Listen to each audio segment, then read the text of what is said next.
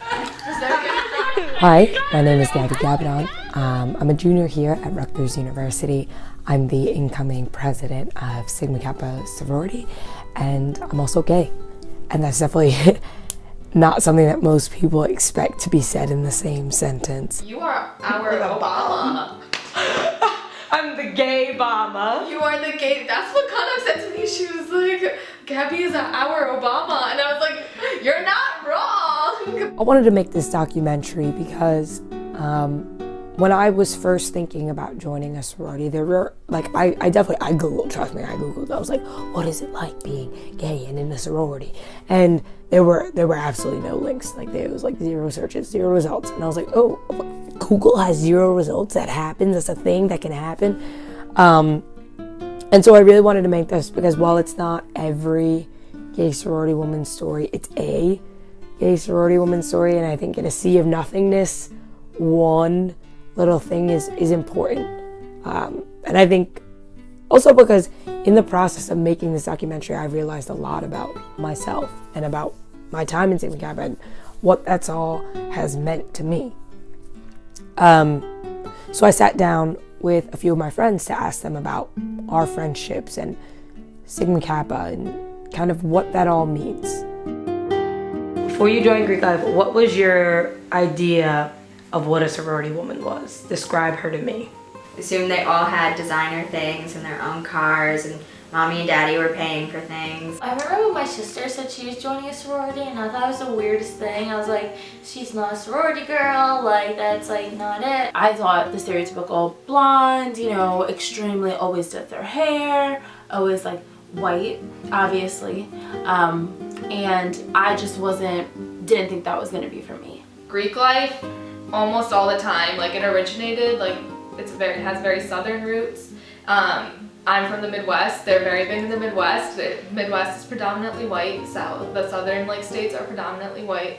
There are some sororities here that are predominantly white, and you know that you're not going to fit in there because of nothing besides the fact that you're not white. And it's sad, definitely, but there's no point in hiding it, you know what I mean? Because it's just so blatant, it's so prevalent that it's just like you can't even like beat around the bush, and you can't be like, oh no, but it's okay because some sororities are more diverse. I mean, yeah, that's true, some are, but at the end of the day, most aren't.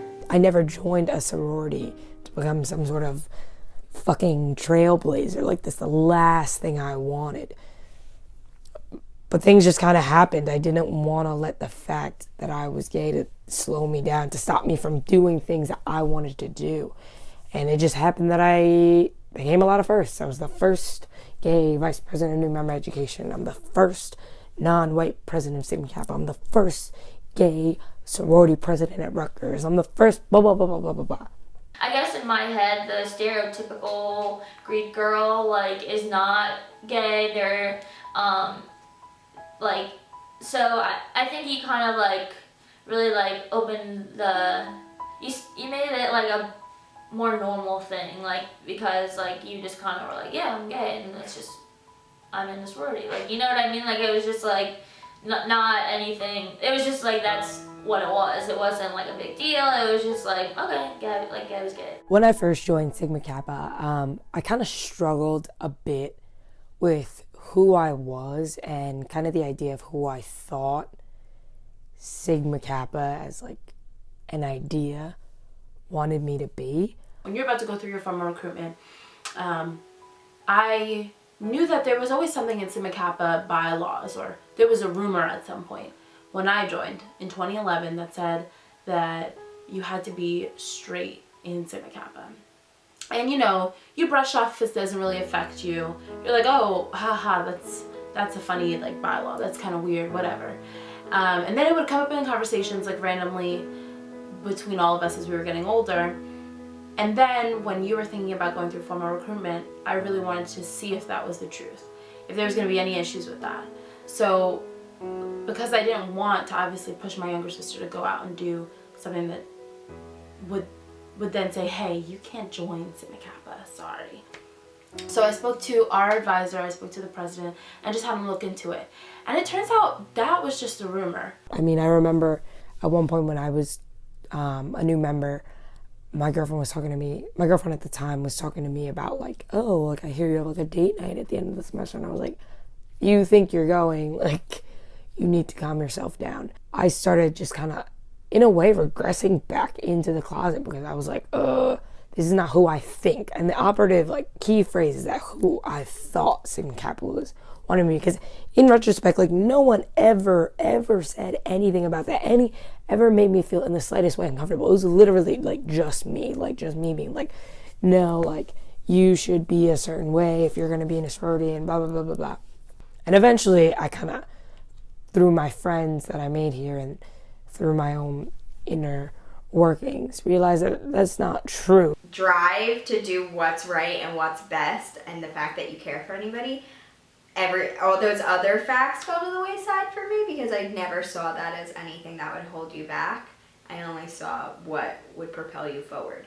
I think that at the end of the day, there is no chance in hell that I regret joining Sigma Kappa. Sigma Kappa has made me a better woman and a better person. A better woman in the sense that I'm more confident to stand by the person that I am, to stand by the values that I hold. And it's taught me how to be a better person in that I am more comfortable being the person that I am because of the experiences that I've had here.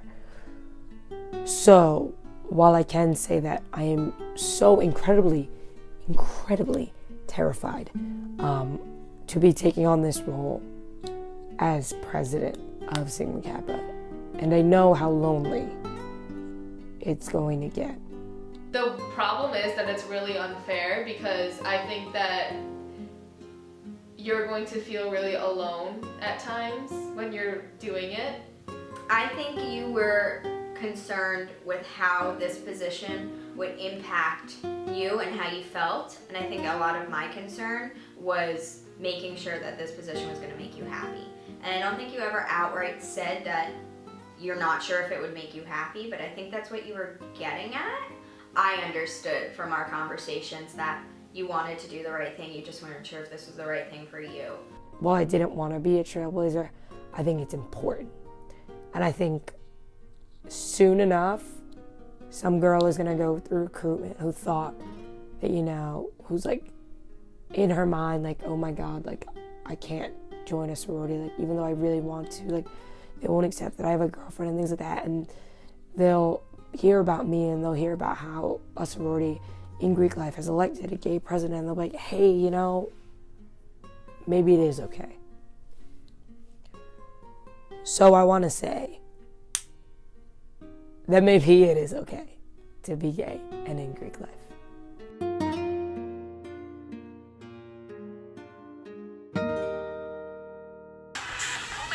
You're the robot.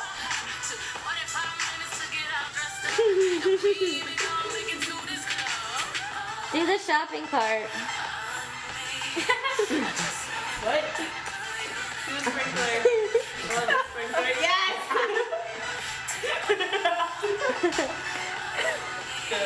Are you waxing your fucking ears?